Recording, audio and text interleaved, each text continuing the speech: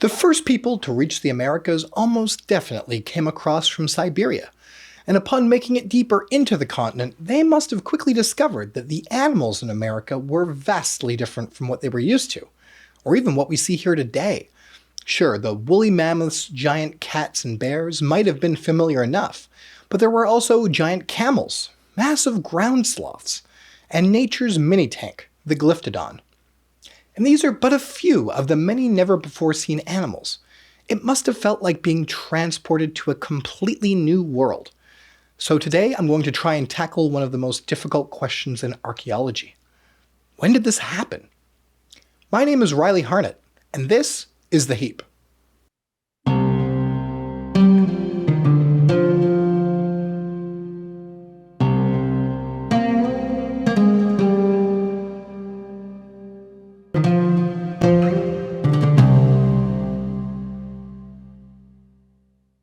Years ago, if you asked an American archaeologist when the first Americans came, you'd most likely be told around 13,000 years ago. Up until very recently, this was the general consensus, and it's known as the Clovis-FIrst paradigm. Clovis refers to a specific stone tool industry that featured these very beautiful spear points, unsurprisingly known as Clovis points. A lot of these have been found across North America, especially in the US. Oh, and the first find was Clovis, New Mexico, and that's where the name comes from. Anyway, these Clovis points weren't the only points found in the Americas, but when radiocarbon dating became available in the 1960s, it did appear that they were the oldest. Despite how common they were, the dates for Clovis points fell within a fairly tight time frame, 11,500 to 11,000 years ago.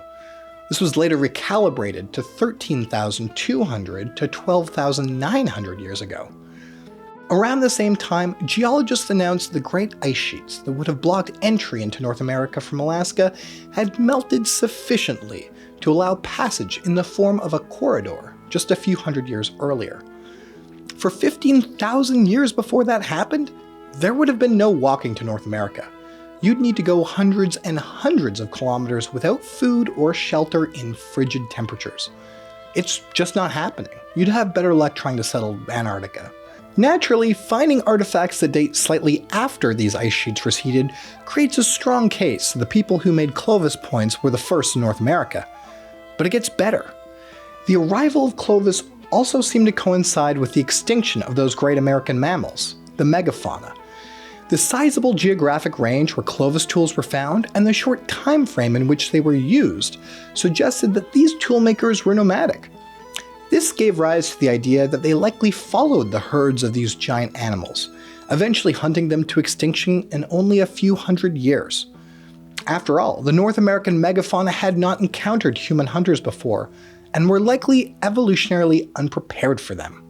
Other lines of evidence, linguistic, dental, genetic, also didn't refute Clovis-FIrst. Sites discovered in the 20th century that claimed to be older than Clovis appeared to just be the result of bad science. Most had issues with providing concrete dates, but some people ruined their careers championing bad ideas.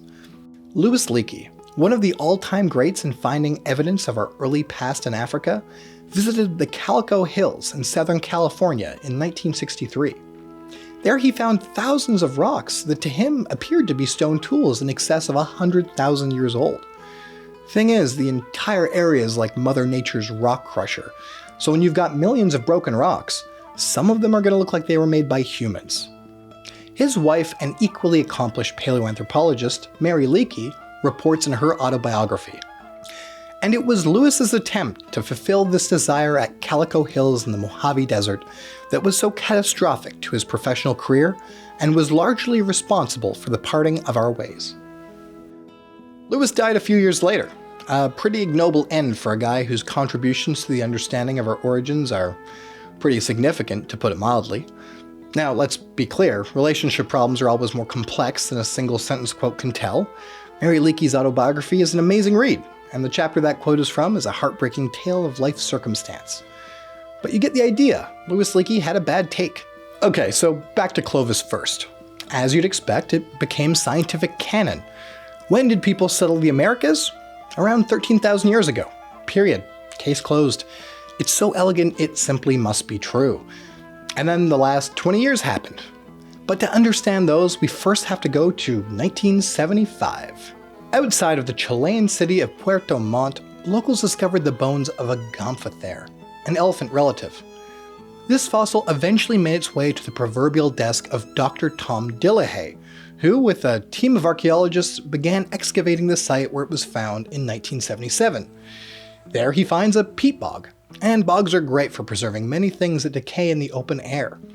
This is the site of Monte Verde, and we found the remains of wood, fruit, seaweed, animal hides, fish, stone tools, fire pits. The list goes on. This is a rare thing in archaeology, but when it was dated, the dates that came back were over 1,000 years older than Clovis. So as you'd imagine, Clovis-FIrst was dead. Just kidding, the dates were met with broad skepticism and lots of critiques. I mean, imagine being a proponent of Clovis-FIrst and then hearing about this site. It would initially seem more likely that these dates were wrong than years of scientific investigation further north. This site is in South America. If it were found closer to the Bering Strait, that's one thing, but it takes a while to walk from Alaska to Chile. Extraordinary claims require extraordinary evidence, after all. So Dillehay dug in. He's published 2 heavy volumes on the site and has done more than a normal amount of due diligence to fight for those pre-Clovis dates. It's been a slow climb, but Monte Verde is now generally accepted as being 500 to 1,000 years older than Clovis. So back to those last 20 years. Monte Verde didn't do it alone. While it was still being scrutinized and coming into acceptance, other pre-Clovis sites popped up too. We have Paisley Caves in Oregon, the Schaefer site in Wisconsin, the Meadowcroft Rock Shelter in Pennsylvania, the Deborah L. Friedkin site in Texas, the Paige Ladson site in Florida, and many more.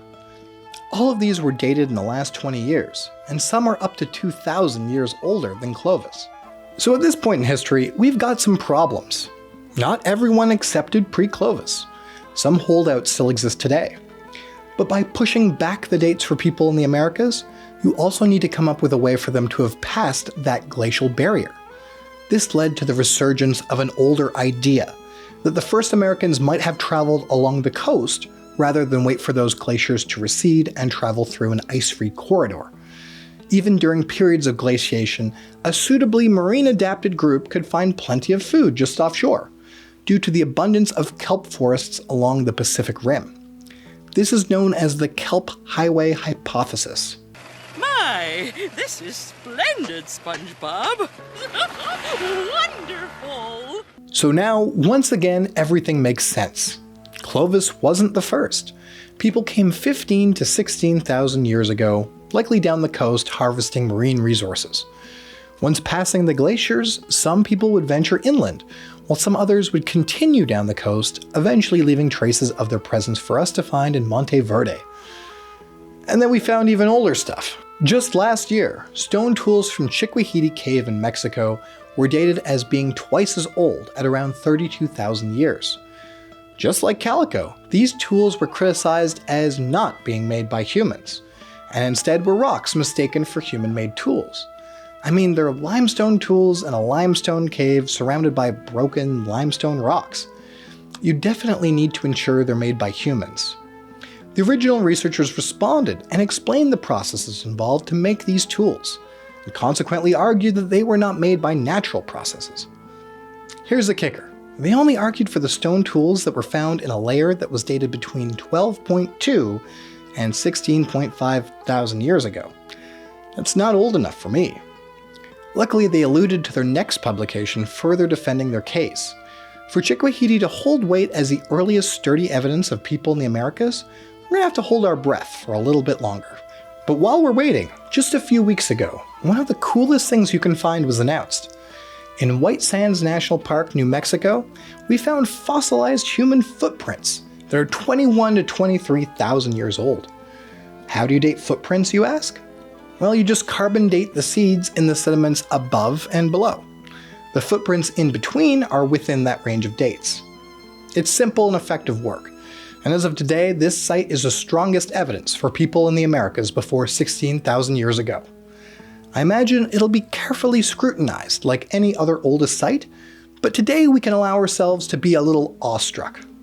And none of it would exist if those kids and teenagers didn't frolic in those muddy waters that just happened to dry up long enough to preserve these footprints. If this find holds up to that scrutiny, and personally I think it's looking good, then we have a very rare chain of events to thank for this deeper understanding. It pushes back the earliest evidence dates by like 6,000 years. That's a heck of a lot. Did those kids come from a culture that traveled down the coast and eventually made their way inland to New Mexico? Or were their ancestors in North America before that glacial barrier even existed?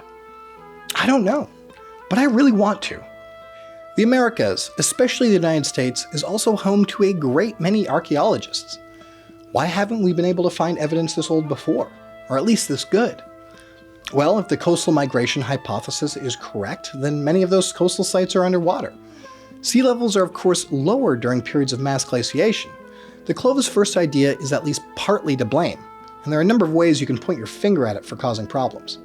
The first and most important side effect of this paradigm is how convinced people were that it was true.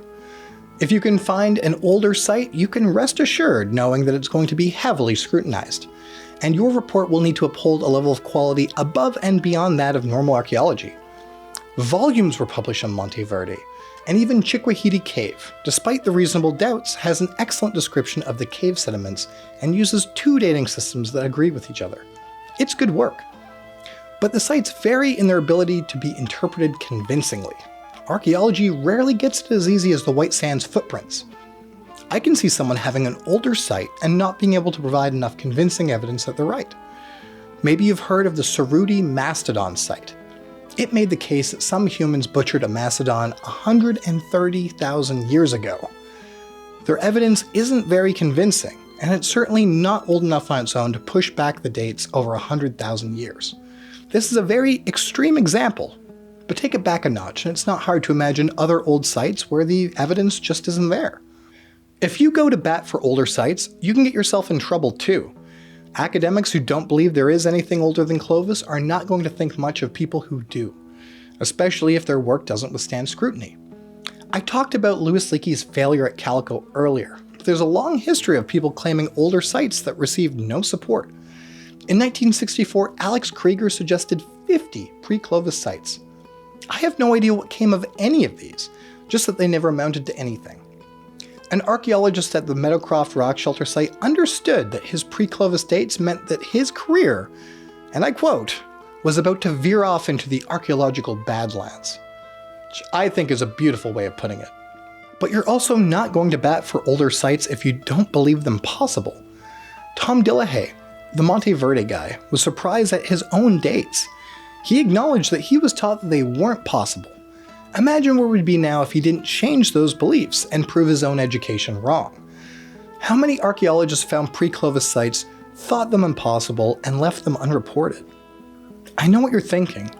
I'm not describing science, I'm describing politics. Science should be open to information that deepens our understanding.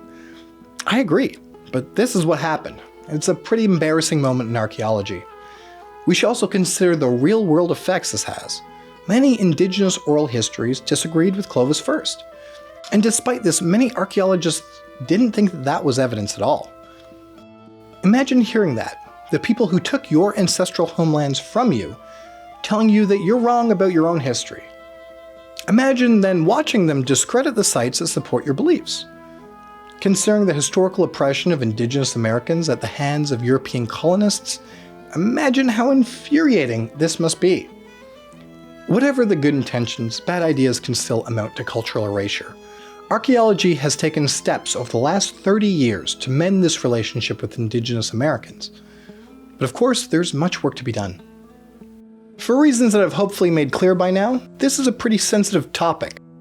I hope I've done it justice, and I hope you've enjoyed this journey through the history of the archaeological thought on the peopling of the Americas. I've posted social media links in the description if you'd like to follow me.